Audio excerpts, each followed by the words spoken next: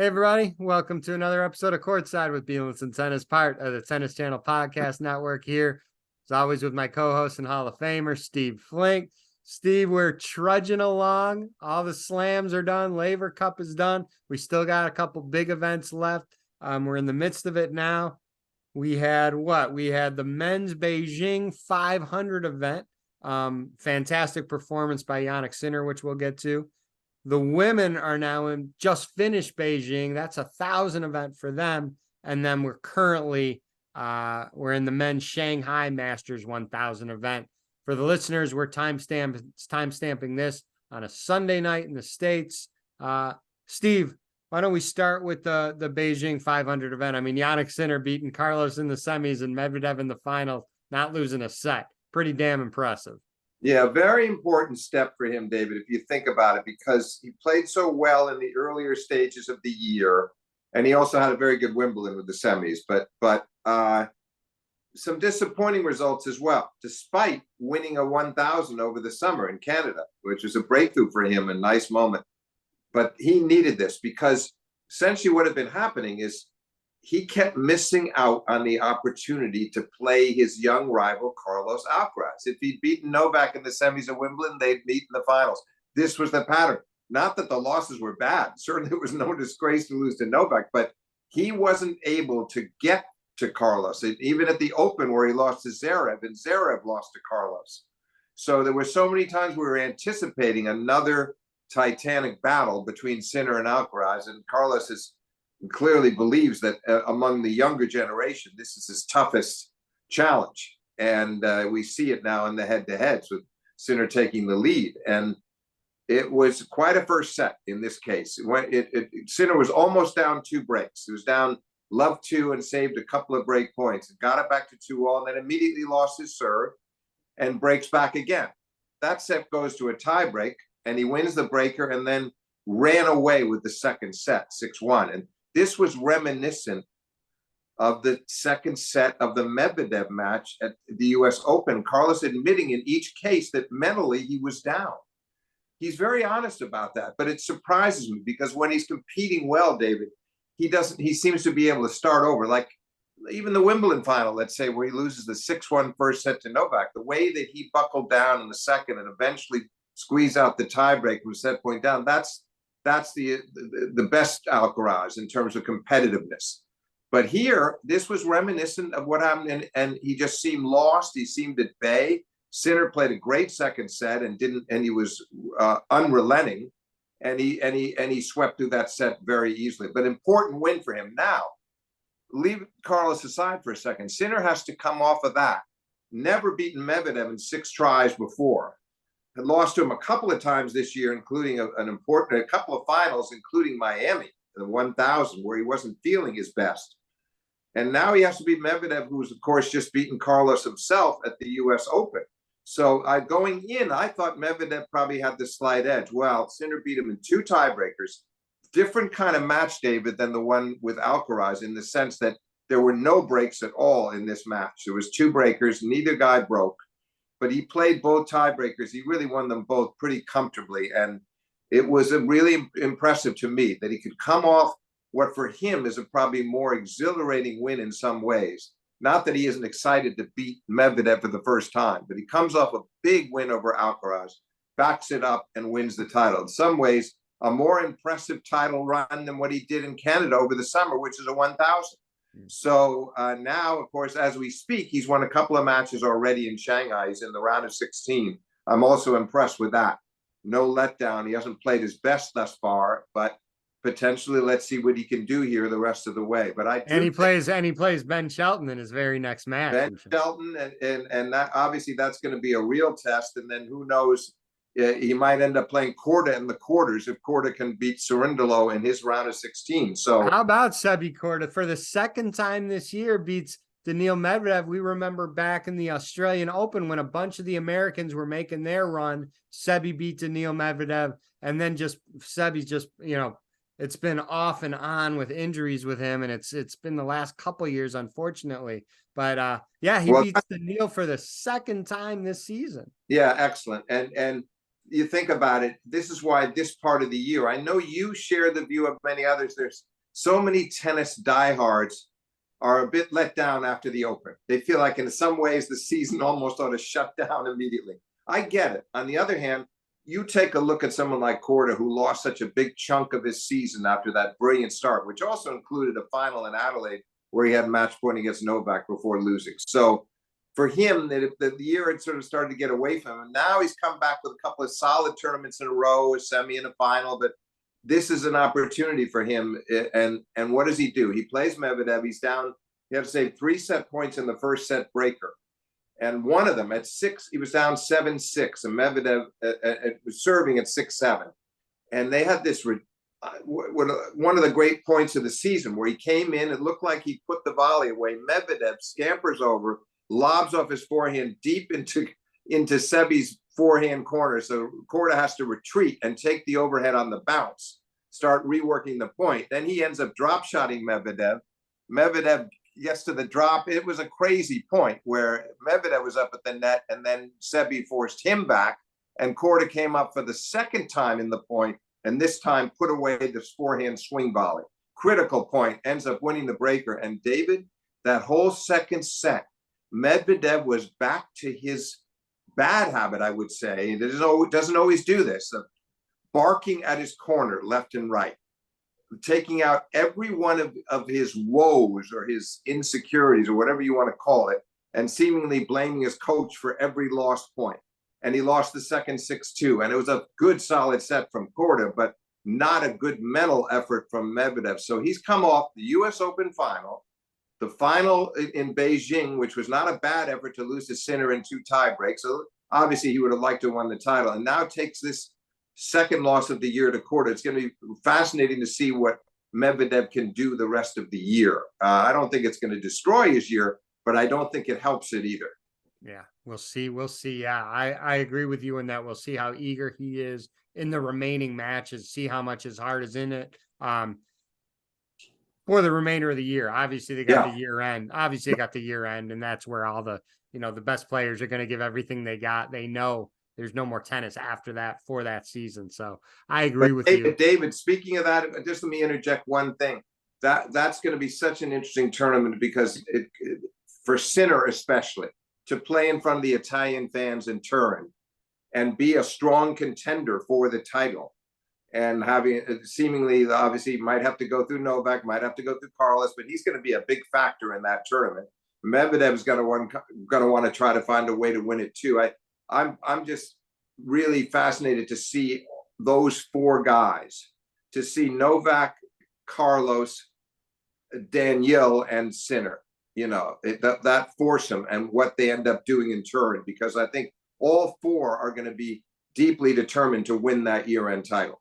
I agree, and that will be a fun one to see. Let's swing it over to the women's side, where they, again, as we said in the intro, they have the Beijing there. That's an 1,000 event for them, and we'll say the summer of Coco leads into the fall of Coco. Steve, 16 in a row, beats Maria Sakkari in a quarterfinal, loses to Iga Swiatek. Obviously, no embarrassment losing to Iga there. I mean, we say 16 in a row. You could even go back from when all those questions were out there after her first round exit at Wimbledon. Starting in Washington, D.C., she only lost that one match to Jessie in Montreal, a close 3-setter. It's interesting to me, and she said it, and I kind of compare it to other players. I want to hear your thoughts. I'm going to ask you about it. Coco said now that she's won the U.S. Open, she's playing more freer now. Like, it's almost like that pressure's off her shoulders. And it's interesting because we feel like, gosh, she started at 15. You're like, when's she going to win one? When's she going to win? Well, she's 19 and she won one, but we felt the pressure each year because you saw all these other people winning it. And you see now that she's saying, okay, now the pressure's off, I can just play, versus someone, let's say like, and I know this was so rare what she did going through the qualies and the main draw, not losing a set, but Emma Raducanu, who wins a slam. And it wasn't like a gradual build up to that, Steve. All of a sudden, she wins, goes through qualies, main draw, doesn't lose a set. Her world completely changed. And that's going to affect any human being. Whereas with Coco and a lot of other players, it's a gradual rise to where they Oh yeah, finally get to that slam, and a lot of the players can then relax and say, now I can just play free. yeah. And Coco had been in the finals of the French a year ago, and so she'd been building for this. But I think she is playing freer now. On the other hand, she got beaten soundly 2-3 by Iga. Iga needed this win more than she did, David, more than Coco. I think most neutral observers would say that because she hadn't played her best since the French. Correct. And so she kind of needed a lift, and she did get it by winning the title. But I thought she was very impressive. There was a difficult moment for Coco early in the second. She called the trainer out. I'm not sure exactly what it was. Seemed like an ailing shoulder. Yeah, the shoulder. And how serious it was, we don't know. But that didn't help because she was playing Iga, who was really pretty much at her zenith. The forehand was just spectacular at times from Iga Swiatek. So I was happy for her because, as I say, I think Swiatek needed the lift. Coco can deal with loss here after the streak she'd been on at Cincinnati in the Open, just rolling along, and won Washington. She'd won 3 of the 4 previous tournaments. She was so hot.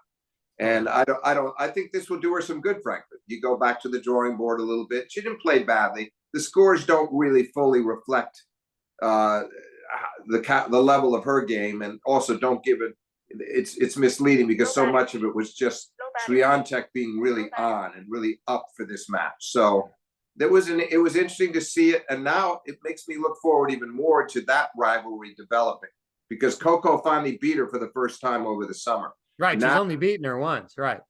That was a breakthrough, and she beats her for the first time. Now loses. Okay, that's fine. I have a feeling we're going to see some fluctuating fortunes in that rivalry, with each one maybe having little mini streaks of 2 or 3 and the other one coming back. I think that rivalry will really be very compelling over the next 3 or 4 years, really. And I don't think Coco is discouraged by losing the rematch here. She'll be fine. And meantime, Swiatek it just builds her confidence to not only beat Coco but win the tournament with a solid performance in the final.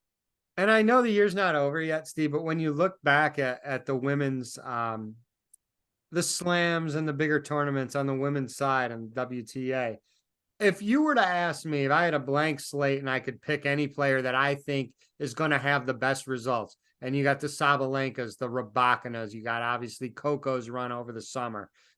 If you had to ask me, who am I picking out of any surface, I'm still going with Iga. What about you?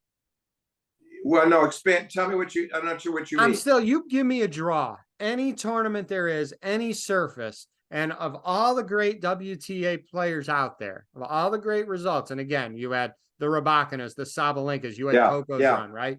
I'm still, of all the women out there, right? I'm still taking Iga to win the tournament if I had to pick one. I go along with you most of the way. The one exception I'll make is grass. I'm not convinced about her on grass yet. We haven't quite seen enough. She's had a couple of disappointing Wimbledons in a row. Definitely on hard or anything else. Yes. All things being equal, you got to put your life savings on it. You're gonna go with her. I would agree with that. So we got a few tournaments left, all right? Then obviously we're gonna have the year end on both the WTA and the ATP side of things. Anything that, I mean, Novak's really being selective, obviously, with what he's playing, and he has the right to do that. I mean, you saw his prep in the U.S. Open. He played one warm-up tournament, was a Masters 1000 since he won it in that unbelievable final. I'm still that final against Carlos is still clear as day in my mind. More so than a lot of his U.S. Open matches. What are you looking at? Are you looking at anything specific as we end up? Hey, are you looking at seeing if someone could really try to knock Novak off, maybe in the round robin stage, or maybe in the semis or final stage of the year? No, you know what? He wanted it more last year because he hadn't won it for so long. And, he'd had a couple of tough setbacks along the way against Dominic Thiem. Lost a lot of heartbreaking matches in the year-end championships. And then last year had an excellent run right through the field, didn't lose a match, beat Ruud in the finals. I don't know if it's going to be quite as big in his mind as it was last year, where he just wanted to get that title back so badly, just like he did with the US Open this year, which he hadn't won since 2018. So I don't know. I think he's going to, I think he's going to be eager and determined, but there won't be that same sense of urgency, perhaps. Carlos more so, because Carlos seems determined to, I think it means more to him the end of the year number one. And people are looking at the rankings and seeing the big Novak lead, but in the race, it's much closer, and it's about 600 points or less Carlos behind Novak. So Carlos, even if he wins this tournament in Shanghai, I think he would pass Novak. And I don't think Novak cares that much, because I think he feels like he played 4 slams this year and he won 3 and got to a final of the other, and that's more important to him now. And he's had 7 years that he's ended the year number one, so it'd be nice to end an 8th year, but he's much more interested in being sure to be fresh for the start of next year and get going and trying to win an 11th Australian. While Carlos would love to finish number one for the 2nd year in a row, which would be a great achievement for a 20-year-old, pretty much unprecedented. So that's how I'm looking at it. Carlos more determined to get things done now, between now and the end of the year, and particularly try to win Turin maybe. Novak just trying to do as well as he can. In fact, Novak, I think, David, would like to, at least between the Paris, which I assume will be his return, and Turin, see if he'd love to get one of those titles if he could. I think he'd be happy to get either one, and then go into next year pretty confident, especially coming off the slam results. And you mentioned, you mentioned Carlos just a few seconds ago. Fans of his countrymate, someone that we have not seen on any pro tour event, unfortunately, for quite a while. Mr. Rafael Nadal, there has been footage with Rafa practicing. There's been talks, obviously, he wants to play Roland Garros. And then he also said he would love to play the Olympics with Carlos Alcaraz. That would be something, again, it all depends on Rafa's health, but if he could have a good Roland Garros and then play the Olympics with Carlos, that would be a heck of a way to go out, if that's the way Rafa chooses to go out. Yeah, I see it the way you do. We got to hope that his body holds up. He's realistic. He knows that his dreams may not turn into reality this time, may not, but he's going to give himself every chance and try to ease back in and try to win a 15th Roland Garros and, as you say, the Olympics. A final thought about Carlos, by the way, because we talked about Novak. Carlos, oddly, for a guy that won his 6th tournament, he'd won title number 6 at Wimbledon for the year. Hasn't won one since.